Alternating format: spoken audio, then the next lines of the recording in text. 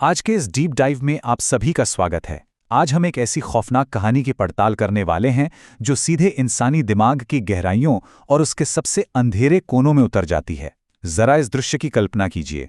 आधी रात का समय है, शहर में भारी बारिश हो रही है और अयान नाम का एक अंदर से पूरी तरह टूट चुका इंसान एक पुरानी सुनसान इमारत की ओर बढ़ रहा है। ये कोई आम डरावनी कहानी नहीं है, तो चलिए बिना किसी देरी के इस रहस्यमयी दुनिया में गोता लगाते हैं और समझते हैं कि आखिर यहाँ चल क्या रहा है। दीवार के अंदर कौन है? ये वो सवाल है जो इस पूरे रहस्य के बिल्कुल बीचों बीच है और सीधे आपका ध्यान खींच लेता है। अयान इस कमरा नंबर 307 में रहने के लिए आता तो है, लेकिन बहुत जल्द उसे एहसास होता है कि कोई और भी है जो उसके साथ उस जगह को साझा कर रहा है। ये एक ऐसा रहस्य है जो सच में किसी के भी रोंगटे खड़े कर सकता है, और यहीं से इस पूरी मनोवैज्ञानिक पहेली की शुरुआत होती है। अब ये कहानी हमारे सामने एक बहुत ही गहरा दार्शनिक सवाल खड़ा करती है। क्या सच में ऐसा हो सकता है कि कोई इंसान अपने ही दिमाग से, अपनी ही यादों से भागने की कोशिश करे और सफल हो जाए? क्या अतीत को हमेशा के लिए दफनाया जा सकता है या वो एक न एक दिन लौटकर वापस आ ही जाता है? अपराध बोध और यादों का ये जो टकराव है ना, यही हमारे आज के इस विश्लेषण का मूल आधार है। तो चलिए कहानी के उस हिस्से से शुरुआत करते हैं जहां अयान एक सूटकेस में अपना सारा तनाव भरकर इस अपार्टमेंट में कदम रखता है। उसे दुनिया से दूर बस एक शांत जिंदगी चाहिए थी। लेकिन शांति और सुरक्षा का ये जो भ्रम था, वो अचानक से टूट जाता है। रात के ठीक 3:07 पर कुछ बहुत ही अजीबोगरीब चीजें शुरू होती हैं। पहली रात तो बिल्कुल सामान्य लगती है, लेकिन फिर अचानक दीवारों के अंदर से एक बहुत ही धीमी सी फुसफुसाहट आती है। आया आया आहान। अब जरा सोचिए, एक बंद कमरे में जहां आपके सिवा कोई और नहीं है, वहां अपना नाम सुनना कितना भयानक हो सकता है। और यहां से डर धीरे धीरे और बहुत ही सुनियोजित तरीके से बढ़ने लगता है। पहली रात सिर्फ 3:07 पर एक फुसफुसाहट होती है।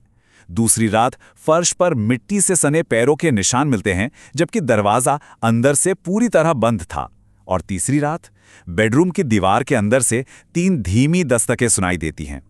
यह खौफ के बढ़ने का एक ऐसा पैटर्न है जो किसी के भी होश उड़ाने के लिए काफी है। और यहां एक दिलचस्प बात गौर करने वाली है।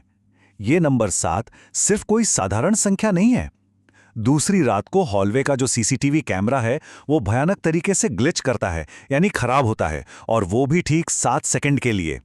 और जब वो 7 सेकंड के बाद वापस चालू होता है, अयान के दरवाजे के ठीक बाहर एक गहरी सी परछाई खड़ी दिखाई देती है।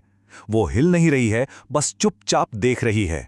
यह 7 सेकंड का वक्त इस पूरी घटना को और भी ज्यादा डरावना बना देता है। हालात तब पूरी तरह से हाथ से निकल जाते हैं जब अयान काम से लौटता है और उसे अपनी मेज पर एक छोटा सा कागज मिलता है।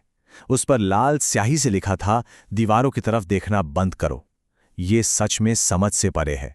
कमरा अंदर से बंद था, तो ये नोट रखा किसने? और तभी दीवार के अंदर से वो 3 धीमी दस्तकें फिर सुनाई देती हैं। Boom boom boom. चीजें और भी ज्यादा उलझने लगती हैं जब इमारत का एक बूढ़ा पड़ोसी अयान को चेतावनी देता है कि कमरा लोगों को याद रखता है। नींद न आने की वजह से अयान एक रात अपना ऑडियो रिकॉर्डर चालू छोड़ देता है। अगली सुबह जब वो रिकॉर्डिंग सुनता है, तो जो सुनाई देता है वो रूह कंपा देने वाला है। रिकॉर्डिंग में अयान की ही आवाज फुसफुसा रही थी। उसे अब याद आ गया है। अपनी ही आवाज को नींद में कुछ ऐसा कहते हुए सुनना, ये मनोवैज्ञानिक आतंक का बिल्कुल चरम है। इस लगातार बढ़ते खौफ और जुनून में अयान आखिरकार बेडरूम की उस कमजोर दीवार को तोड़ देता है, और दीवार के पीछे जो छिता हुआ कमरा सामने आता है, वो सच में चौंकाने वाला है। उस धूल भरे गुप्त कमरे के अंदर चारों तरफ पुरानी तस्वीरें टंगी हुई हैं, और हैरानी की बात यह है कि हर एक तस्वीर खुद अयान की ही है। उसके बचपन की तस्वीरें, उसकी किशोरावस्था की वो तस्वीरें जो उसने खुद कभी नहीं देखी। लेकिन जो सबसे ज्यादा परेशान करने वाली चीज वहां मिलती है, वो है एक आखिरी तस्वीर। इस तस्वीर में एक महिला खड़ी है, लेकिन उसका चेहरा बहुत ही बेरहमी से खुरच दिया गया है, जैसे कोई उसकी पहचान मिटाना चाहता हो। और जब अयान इस खुरची हुई तस्वीर को पलटता है, तो उसके पीछे एक संदेश लिखा होता है, तुमने भूलने का वादा किया था। ये संदेश अयान के लिए एक बहुत बड़े ट्रिगर का काम करता है। इसे पढ़ते ही उसके दिमाग में दबी हुई यादों का एक भयानक सैलाब आ जाता है। कार का एक्सीडेंट, टूटा हुआ कांच, एक महिला की चीख और हाथों में लगा खून। उसका वो अतीत जिसे उसने कहीं गहरे दफना दिया था, वो पूरी ताकत के साथ वापस लौट आता है। अब यहां से हम एक भूतिया लगने वाली कहानी से निकलकर उस मनोवैज्ञानिक और क्लिनिकल सच्चाई की तरफ बढ़ते हैं जो इस पूरी वास्तुकला के पीछे छिपी थी। आइए इन दो बिल्कुल अलग नजरियों की तुलना करते हैं। अयान को लग रहा था कि वो एक प्रेतवादित अपार्टमेंट में है जहां भूतों का साया है, लेकिन क्लिनिकल सच्चाई क्या थी? सच्चाई ये थी कि सालों पहले एक भयंकर कार दुर्घटना हुई थी जिसमें अयान की पत्नी की दर्दनाक मौत हो गई थी। इस भारी अपराध बोध ने उसके दिमाग को पूरी तरह से नष्ट कर दिया था और उसे एमनीशिया हो गया था। तो ये कमरा कोई भूतिया जगह नहीं थी, बल्कि अयान की दबी हुई यादों को वापस लाने के लिए डिजाइन किया गया एक बहुत ही जटिल और क्रूर मनोवैज्ञानिक प्रयोग था। डॉक्टरों ने इस प्रयोग को बहुत ही सुनियोजित तरीके से अंजाम दिया था। पहला चरण था अलगाव, यानी मरीज को इस अपार्टमेंट के नियंत्रित वातावरण में पूरी तरह अकेला छोड़ देना। दूसरा चरण था ठीक 3:07 पर उन फुसफुसाहटों का इस्तेमाल करना ताकि उसका दिमाग ट्रिगर हो सके। और तीसरा चरण था उन पुरानी तस्वीरों को दीवारों के पीछे छिपाना ताकि जब वो उन्हें देखे तो उसकी यादें जबरदस्ती वापस आ जाएं। ये कोई अलौकिक शक्ति नहीं थी, बल्कि एक बहुत ही सख्त क्लिनिकल ट्रीटमेंट का हिस्सा था। तो अब जब हमें लगता है कि हमने इस पूरे रहस्य को सुलझा लिया है और ये सिर्फ एक मेडिकल एक्सपेरिमेंट था, कहानी में एक आखिरी रोंगटे खड़े कर देने वाला ट्विस्ट आता है। जरा एक पल के लिए इस बात पर विचार कीजिए। अगर डॉक्टरों ने तो महीनों पहले ही इस पूरी इमारत को खाली कर दिया था और इस प्रयोग को बंद कर दिया था, तो फिर एक बहुत ही खौफनाक सवाल उठता है। अगर डॉक्टर महीनों पहले जा चुके हैं और ये इमारत पूरी तरह से खाली है, तो अब इस अपार्टमेंट में अयान से कौन फुसफुसा रहा है? ये एहसास सच में सुन्न कर देने वाला है। डर से कांपते हुए अयान वापस उस छिपे हुए कमरे में जाता है। वहां फर्श पर उसे एक नया नोट मिलता है जिस पर लिखा है, तुम कभी अकेले नहीं थे। और सबसे खौफनाक बात बताऊं, इस नोट की स्याही अभी भी गीली है।